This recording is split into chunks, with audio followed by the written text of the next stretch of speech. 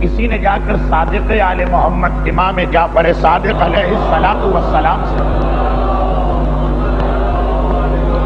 یہ سوال کیا کہ مولا منافق کی کوئی پہچان بتائیے. منافق کسے کہتے ہیں؟ جو اپنے آپ کو مومن ظاہر کرے، جس کی شکل صورت لباس بات چیت اس سے یہ لگے کہ یہ مومن ہے لیکن دل میں ایمان نہ ہو. راوی امام سے سوال کر رہا، اچھا یہ کتاب بچہ پڑھ رہا، میرا موضوع نہیں ہے، میں تو صرف مثال دے رہا ہوں کہ بچے نے کتاب میں پڑھا کہ راوی نے امام سے پوچھا مولا مومن اور منافق کی پہچان، فرق، امتیاز کیا، کیسے پتا چلے کون مومن ہے کون منافق ہے؟ ایک ایسا سوال جس کا جواب ہر معصوم اپنے ماننے والے کو اس کی سمجھ کے مطابق دیا، حالات کے مطابق دیا. بہت سارے فرق ہیں لیکن اس حدیث میں یہ لکھا کہ معصوم نے یہ فرمایا جو شیطان کی اذان کو پورے شوق اور دلچسپی کے ساتھ سنے وہ منافق. شیطان کی اذان، بھئی اللہ کی اذان تو ہم سنتے آئے، یہ شیطان کی اذان کب سے ہونے لگی؟ وہ حدیث یاد آ گئی. وہ حدیث کہ جب پروردگار حضرت آدم کو اس دنیا میں بھیجا تو کچھ خطروں سے آگاہ کیا. آدم دنیا میں جا رہے، اپنی اولاد کو بتا دینا شیطان ساتھ ساتھ آ رہا، اور شیطان کے پاس بھی کچھ چیزیں جن سے وہ تمہارے ماننے والوں کو بہکائے گا.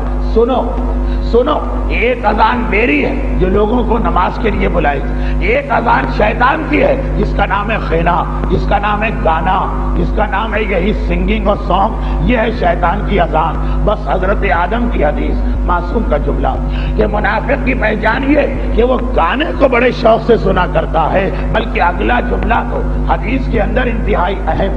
معصوم نے فرمایا کہ خینا یعنی گانا تو وہ آواز ہے کہ اگر کوئی مومن حقیقی بھی ہو اور مسلسل خنا سنتا رہے تو منافق بن جاتا، اس لیے کہ ان الخنا ینبت النفاق کما ینبت الماء الزرع.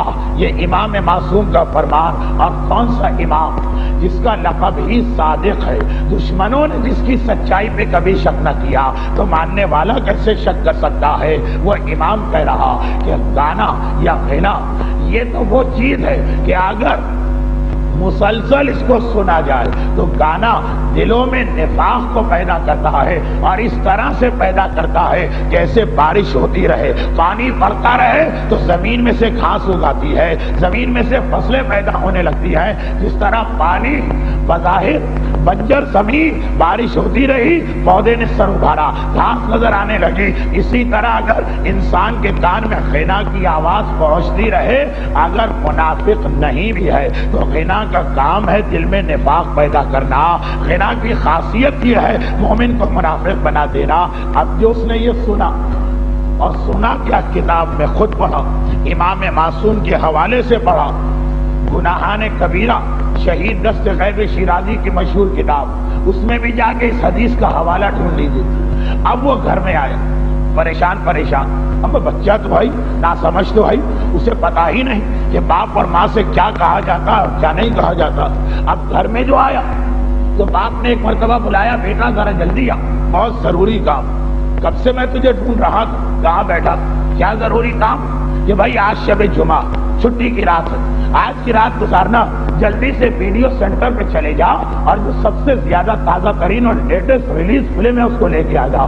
فلم آ گئی. اب جب فلم شروع ہوئی تو گانے کی آواز سن، گھبرا کے اس نے باپ کو دیکھا، گھبرا کے اس نے ماں کو دیکھا، گستاخ اور بے ادب نظر آ رہا، سوال کرتا ابا اماں ہم لوگ مومن ہیں یا منافق ہیں؟ اب اتنا جو سننا تھا گویا کسی نے بارود کو آگ دکھا دی ہے.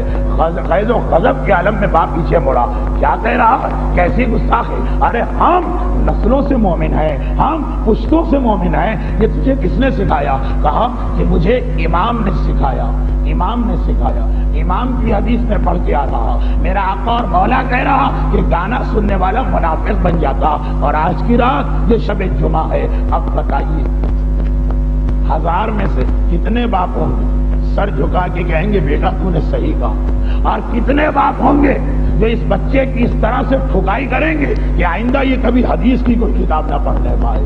ابو جہل و ابو لہب، ولید اور عتبہ ان کے گھروں میں اسلام کے آنے سے جھگڑا ہوا سو ہوا، اس پر ہمیں تعجب نہیں۔ کیسے تعجب ہو جب آج مومن گھرانے میں، محب اہل بیت گھرانے میں، امام کا نام لینے والے گھرانے میں آج امام کی کوئی حدیث پڑھ دیجئے مومن برداشت نہیں کر پاتا ہے، وہاں جھگڑے شروع ہو جاتے ہیں۔ شوہر نے دین کی بات کی، بیوی ناراض ہو گئی، بیوی نے دین کی بات کی، شوہر ناراض ہو گیا۔ کتنے ہی گھروں میں جھگڑے۔ میں اکثر ایک واقعہ بیان کیا کرتا ہوں، 8 سال تو ہو گئے، نتیجہ نہیں نکلا۔ شادی ہوئی، شادی کے بعد کچھ عرصے تک بیوی خوش کہ مجھے بالکل صحیح شوہر ملا، مگر پھر شوہر گمراہ ہو گیا۔ اور کیا گمراہ ہوا؟ اس نے داڑھی رکھ لی، بیوی گھر چھوڑ کے میکے چلی گئی، اور آج تک کہہ رہی کہ گھر میں یا داڑھی رہے گی یا میں رہوں۔ بیوی اور داڑھی ایک ساتھ جمع نہیں ہو سکتے۔ لیکن جھگڑا کب شروع ہوا؟ جب تک وہ داڑھی منواتا تھا اور یزید کے طریقے پہ چلتا تھا تو کوئی اعتراض نہیں، لیکن جب اس نے امام معصوم کی سنت پر عمل کیا بیوی کو اعتراض ہو گیا۔ کتنے ہی گھرانے ایسے ہیں کہ عورت پردہ کر رہی ہے اور شوہر پہلے بے پردہ تھا، شادی کے وقت بے پردہ تھا، شوہر بھی بڑا خوش کہ واقعا مجھے ویسی بیوی ملی جیسے چاہیے، لیکن بعد میں بیوی بہک گئی، سر پہ حجاب ڈال لیا، سر پہ چادر ڈال لی، اور حالت یہ ہو گئی یا شوہر کہتا ہے کہ یا چادر اتارو یا میں تمہیں طلاق دیتا ہوں۔ جھگڑا کب شروع ہوا؟ جب تک دشمنان اہل بیت کا طریقہ ہمارے گھرانوں میں رہا کوئی جھگڑا نہیں تھا۔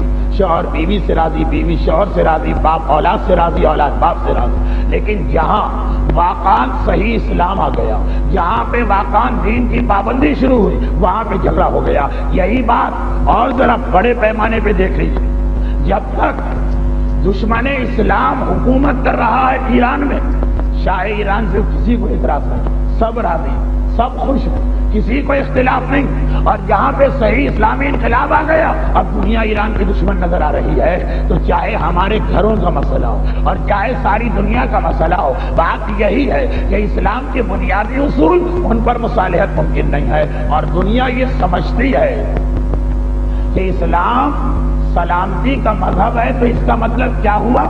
واجبات بھی چھوڑ دیے جائیں، حرام بھی انجام دیے جائیں، باطل کو حق مان لیا جائے، ظلمت کو نور تسلیم کر لیا جائے۔ بس یہ نہیں ہو سکتا۔ اگر اس مسئلے پر اسلام مصالحت کرنے کو تیار ہو جاتا تو حسین کو کربلا جانا ہی نہ پڑتا۔ بس اس ایک مسئلے پہ اسلام مصالحت کرنے کو تیار نہیں۔ قل یا ایھا الکافرون کا آخری پیغام یہی، لکم دینکم ولی دین۔ یہ نہ کہنا کہ ہم باطل کو حق مان لیں، 1 سال تمہارے خداؤں کی عبادت ہو تو 1 سال ہمارے خدا کی، یہ نہیں ہو سکتا، یہ نہیں ہو سکتا۔ اصولوں کی بنیاد پہ کوئی مصالحت نہیں۔ جھگڑا ہوتا ہے تو ہوتا رہے، اختلاف ہوتا ہے تو ہوتا رہے۔ ہاں، اسلام کا ماننے والا اپنی طرف سے کوئی جھگڑا شروع نہیں کرے گا، لیکن جھگڑا اس پہ مسلط کیا گیا تو اسلام کی خاطر وہ ہر قربانی دینے کو تیار ہوگا۔ مدینہ چھوڑنا پڑے گا، راضی۔ حج کو عمرے سے بدلنا پڑے گا، راضی۔ کربلا کے جنگل میں آنا پڑے گا، راضی۔ بچوں کو 3 دن پیاس کی عالم میں دیکھنا پڑے گا، راضی۔ اپنے بچپنے کے دوستوں کے لاشیں اٹھانا پڑیں گے، راضی۔ اور تو اور اپنے جگر کے ٹکڑے قربان کرنا پڑیں گے، راضی۔ پیاسے گلے پہ قاتل کا خنجر چلے گا، راضی۔ خیمے جلائے جائیں گے، راضی۔ سیدانیوں کی چادریں لوٹی جائیں گی، راضی۔ لیکن یہ کہا جائے کہ باطل کو حق مان لو اور اسلام ایسی سلامتی کا مذہب بنے، یہ نہیں ہو سکتا۔ اصولوں کا معاملہ تو ایسا کہ اس کی خاطر حسین اپنے اکبر جیسے بیٹے کو قربان کر دے۔ ذرا دیکھیے یہاں اسلام کی بات آتی، اسلام کتنا قیمتی، اسلام کی خاطر ہر ایک کو قربان کیا جا سکتا ہے، اسلام کو کسی پہ قربان نہیں کیا جا سکتا۔ کیا یہ اسلام کی اہمیت نہیں؟